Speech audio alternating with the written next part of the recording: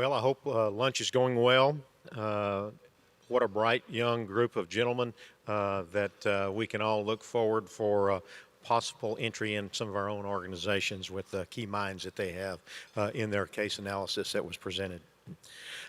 It gives me great pleasure to be able to introduce our keynote speaker today, Mr. Matt Gallagher.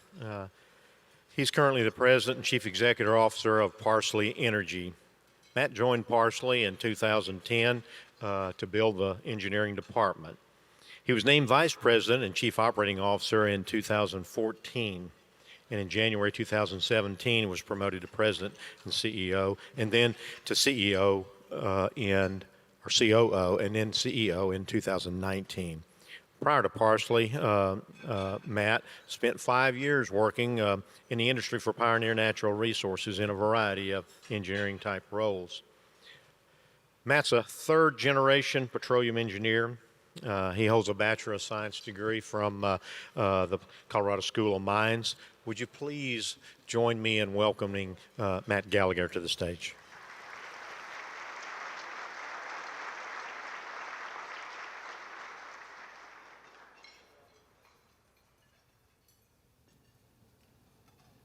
Thank you very much, John.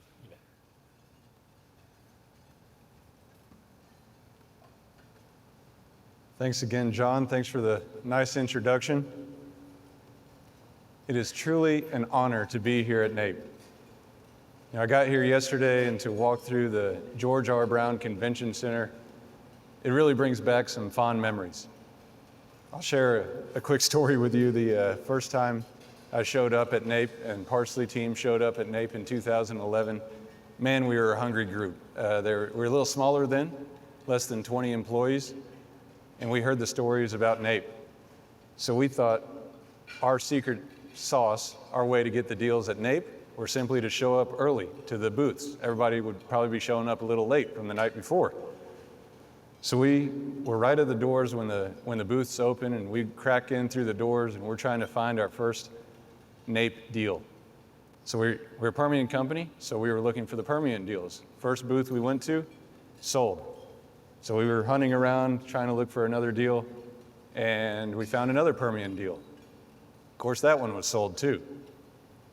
So here's a little NAPE trick for you.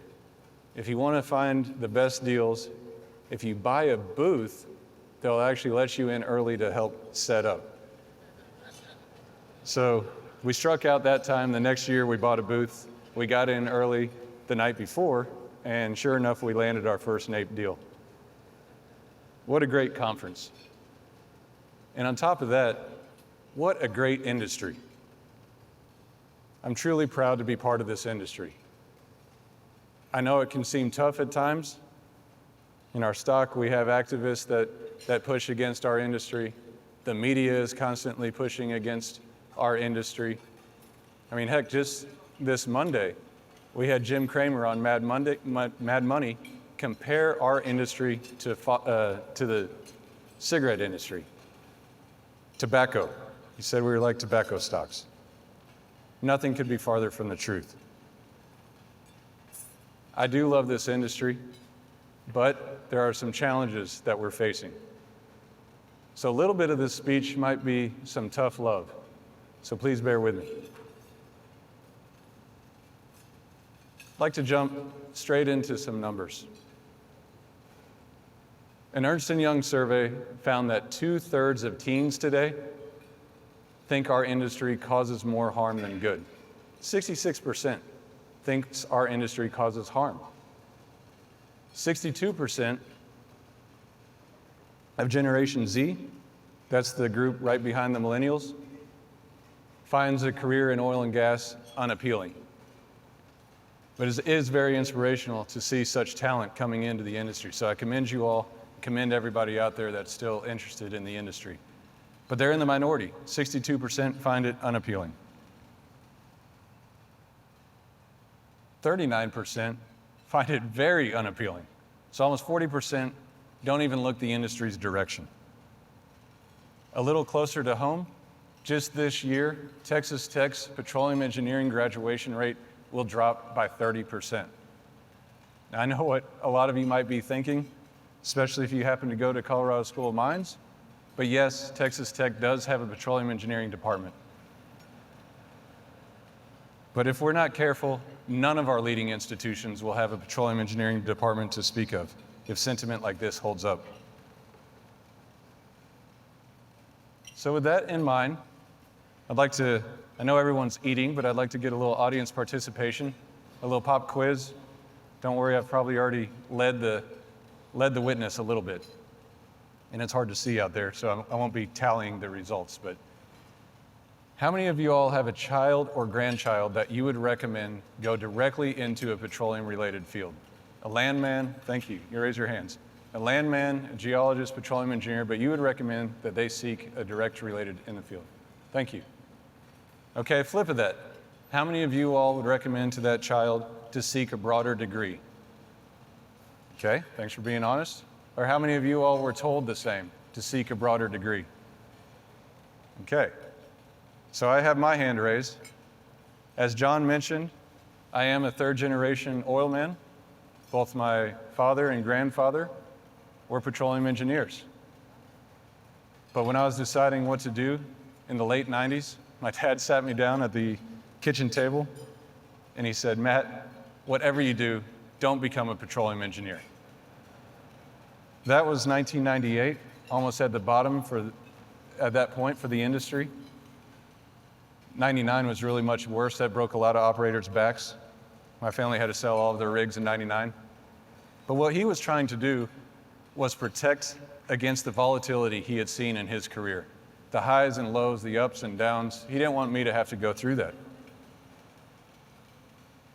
Well, I actually loved what he did, and I've been told I've been a little hard-headed at times, so of course I did exactly what he told me not to do.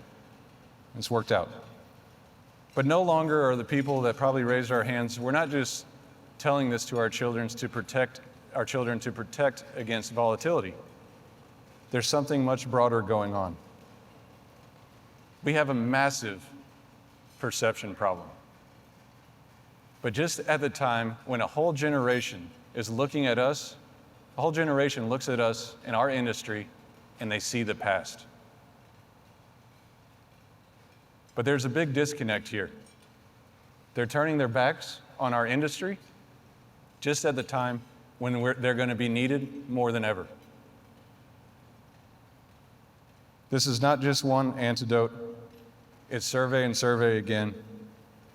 But the problem is we're not only needed, we are necessary for the future. I had the opportunity to listen to Dr. Tinker earlier this morning. He laid out the data behind this. You cannot flip a switch. I'm supportive of renewables, but they will not be able to provide the world's energy demand. So there's a big disconnect here. I'll briefly touch on that with some numbers. If you look at BP's 2019 energy outlook, they looked at varying scenarios of energy demand over the coming decades. There's a lot of lines on this graph. This bottom line here shows the natural decline of production, and then there's different demand scenarios depending on rates of renewable penetration. This bottom line here is the most aggressive case of renewable penetration and electronic and EVs. In that case, it shows that we need 40 million barrels a day of new production by 2040. 40 million barrels a day of crude oil produced that's not being produced today, even in the most aggressive penetration of electric vehicles. Now, maybe this is the wrong group to admit this to, but I'm probably contributing to that line. I just put a down payment in for the 2021 Ford Mustang Mach-E. Does 0 to 60 in 3.5 seconds, and I'm a big car guy, so I think it will be fun and my kids will enjoy it. But that's a luxury, and I'm able to do it. If you go out and you look at the other demand scenarios, if the cost of these vehicles don't come down dramatically, you might see something on the order of 80 million barrels a day of new demand needed. That's just if we stay at the traditional trend from the last 2 decades. So for the first time in my professional career, I'm literally worried that our industry is not going to be able to meet the demand needed to provide energy access to the planet. I'm worried based on the stats I showed earlier, but I'm worried for much broader reasons as well. The younger generation, led by the millennials, have a profound sense of social justice. It needs to be part of the fabric of the companies that they go to work for and also the companies that they interact with and they buy from. I say they, but I'm kind of on a bridge, maybe 1 foot in each side, between a millennial and a Gen Xer. So when we're talking around our company, or I hear at dinner parties this talk, or in the media, this talk about social justice from a business, you know what I think? I think it's about time. They're onto something here. I have some of the leaders of the industry are my role models, oil field legends and industry titans. Yet some of the biggest industry skeptics are some of my closest friends, even some of my family members. Some of these skeptics are incorrectly connecting the dots between a quest for social justice and an exclusion of our industry. What's one big example of that? Well, the Green New Deal. You may have heard about this. It's being discussed in Washington. At its core is simply a plan to create a green new future and a thriving green new future. Unfortunately, the architects of this plan have underestimated that the people they seek to help the most, a plan this radical will actually harm them the most. People in poverty will be locked in poverty. Economies, growing economies, especially emerging markets that have been traditionally growing, their growth will dwindle or even decline. Something as basic as travel, which actually brings cultures together, can limit tensions, and actually postpone wars or prevent wars, is going to be asked to be greatly reduced. But sitting here in this room or around board tables and criticizing someone else's plan is not good enough. It's also not good enough to keep our heads down, innovating as an industry, providing the energy the world needs, and not speaking up. We need to lead. As U.S. shale drillers, we need a Shale New Deal. We need to highlight the benefits of American-produced oil and gas, and we need to do it with as little impact as possible. To do this, we need to get our arms around 3 key areas: our perception, our pollution, and our profits. Got a little quiet out there. I'm sure people are questioning, did an oil and gas leader just mention pollution and profit in his grand plan? Yes, I think it's time to be upfront. We need to address these issues. We need to better the planet and run sustainable business models. With these specific 2, it's not either or, it's both. NAPE is where deals happen. So collectively, let's come together. Let's make a deal to focus on these 3 Ps. Let's ensure that oil and gas has a resilient and a necessary future in a green new future. So let's talk about that first P, perception. This is the classic vase and face slide. A lot of people may look at this and see the blue vase in the middle. Others can see 2 faces pointing at each other. I don't know the psychology behind what means what, whichever one you saw. Apparently, Kramer looks at this and he sees tobacco. Not me, I see a great industry that's going to thrive for decades to come. But we have got to be better at telling our story, improving our perception. This summer, I was fortunate enough to be invited to New York City to attend a dinner with multiple industry leaders, CEOs of other E&P companies, midstream companies, and utilities, and it was hosted by the leader of a large national bank. I mean, you can imagine the personalities in this room. It was quite a boisterous conversation. The leader of the bank was going through topics of the day. We talked about cryptocurrency. We talked about you name it. We were going down the list. Well, finally, he got to our industry, and he said, so what is your all stance on climate, on the environment? And this was a loud dinner. People were laughing. People were chiming in. He asked that question, and it got eerily quiet. You could hear a pin drop. It was actually pretty embarrassing from my point of view. To his credit, finally, a CEO of a major oil company started to speak up, and he said, we have staff at one of the agencies starting to formulate a message, and he said, the leader of the bank said, staff, slammed his hand on the table. Staff? You have staff at an agency coming up with a solution to this? Aren't you the leaders of this industry? I thought you'd have a plan. It struck me like a 2x4 across the forehead right then. We are 20 years behind on the messaging battle. American independents are uniquely positioned to tell our story about domestically produced oil and gas. We adhere to some of the most stringent labor and environmental laws on the planet. We should tout the origin and process of our products. We should tout our commitments to the communities that we're involved with and our commitments to national security. I am working with the National Trade Organization, AXPC, American Exploration and Producers Council, to deliver this message. We will get the word out. But again, preaching to the choir and doing more of the same on its own is not going to solve this problem. In our bubble, we've reduced emissions even while having historic growth.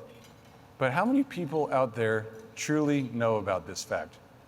Not that many. Because today in this country, and as evidenced by last night's State of the Union address, we are a country of two bubbles. In our bubble, gas is good. We keep the lights on. We power the world. We reduce our dependence on foreign oil, foreign despots, foreign dictators. But in their bubble, we're literally harming the planet. We're preventing the transition to fuels that they believe are purely good. And both bubbles are sitting back and claiming that they're the righteous ones. You know, if we allow this to continue, as an industry, we're writing our death warrant with future generations and future political leaders. At its core, we serve both bubbles. Both bubbles are consumers. We should own that, and we should never alienate a consumer. We all have a role to play in a more resilient future. We need to break down barriers, and we need to talk about it. But how do we really do this? How do we fix this problem? Well, we have to listen, and we have to communicate. In the past, we've assumed that we've always produced a commodity. Commodities don't have any competition. They just follow supply demand about when you bring them into the market. That's no longer the case. There are new technologies out there, and with new technologies come new choice to provide energy. So the first time in our industry, we actually have to advertise our product. We need to listen to consumers. The world is telling us what they want from an energy company. We need to listen. When we start responding, that's when we really can start to break through. Now, I understand that it's kind of a difficult and tenuous discussion. A lot of times, right when you start this discussion, there's immediate pushback from the media or others that, yeah, but your industry is a top polluter. Okay, this is where the tough love comes in.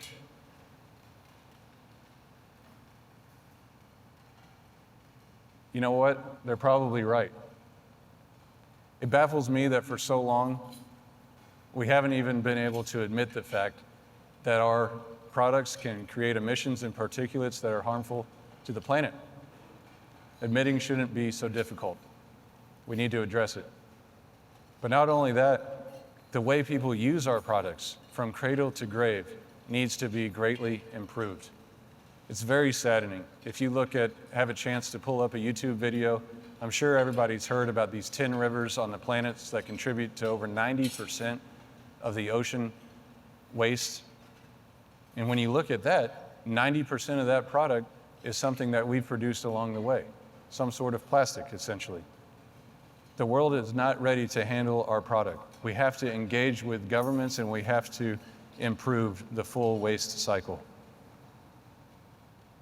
This shouldn't be so difficult for us to do. I love boating, and I love bird hunting.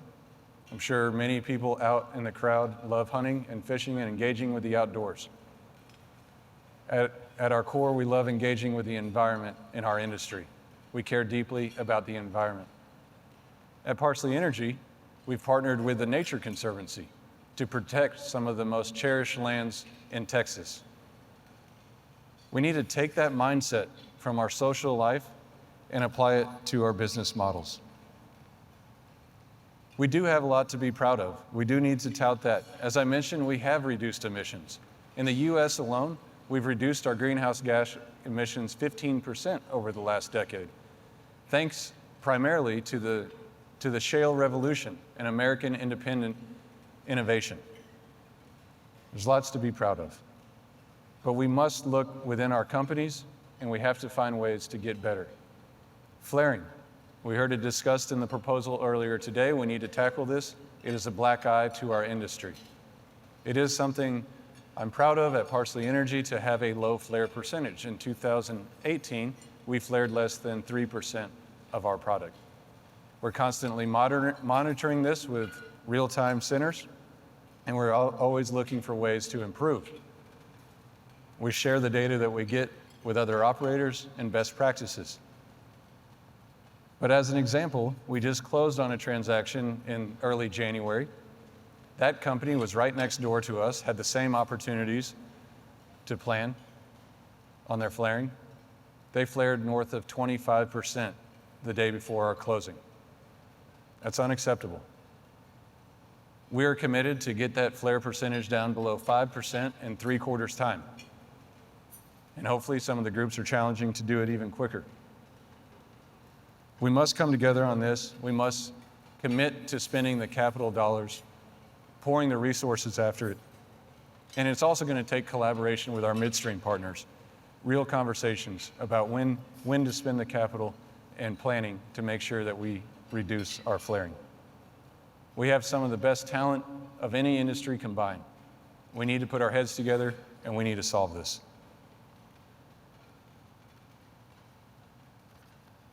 That brings me to our final P, profit. Some may think historically that the role of our industry is simply to produce hydrocarbons as fast and as efficiently as possible. But today, and for quite some time, I've been challenging that way of thinking. That could have been the case in the past when you had investors with an insatiable thirst for growth. You had consumers that didn't question the origin of their products, and you had political leaders demanding American energy independence. Well, we delivered on all three of those things in spades. As of last November, we had the first month when we were energy independent. It's an amazing accomplishment. The largest economy in the world, energy independent, exporting our energy to the world. But the game has changed. Investors are balking at the drill, baby, drill mindset. Consumers are indeed more and more curious about where their energy comes from, and political leaders are asking us to do it with a more ecological impact.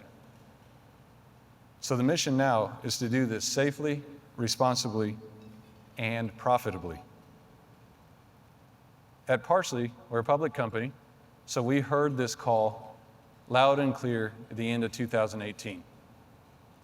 We set an ambitious 2019 action plan to switch to free cash flow and initiate a dividend. Why would we do that? Why would we throttle activity at a time when our actual well level returns were solid and increasing? Well, the IEA, this is not BP's statistical review or an investment bank, this is the IEA forecasted that $21 trillion of additional oil and gas investment is needed just to meet demand by 2040. 21 trillion. And let me tell you, there's zero appetite to fund that right now in the external markets. So it's incumbent upon all of us as business operators to fund that organically through our free cash flow. Parsley achieved these action plans ahead of schedule. We posted free cash flow in the third quarter of 2019 and initiated our first dividend. In fact, just last month, we increased that dividend. So these are tangible signs of profitable winning business model in shale. It does work, but we can't stop there. We need the entire industry to embrace it and make the switch, and we are on our way. But I can understand there's probably a little bit of skepticism out there, especially in the investment community. So I'll walk through this chart. This is from Goldman Sachs. It shows our industry over the last decade, our corporate returns, compared to info technology, healthcare, and the broader S&P 500. Anybody want to guess which industry is the red line if you can't read the legend? Unfortunately, it's energy. I mean, would you personally want to put your 401k dollars into the red line when you have these other options? I wouldn't. Our business model is broken. We need to fix it.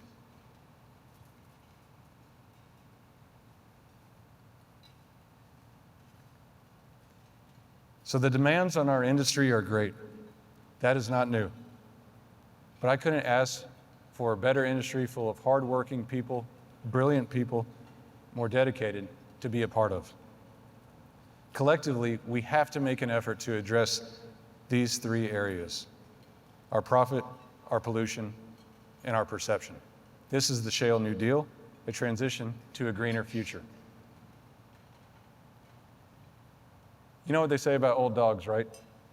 Can't teach an old dog new tricks.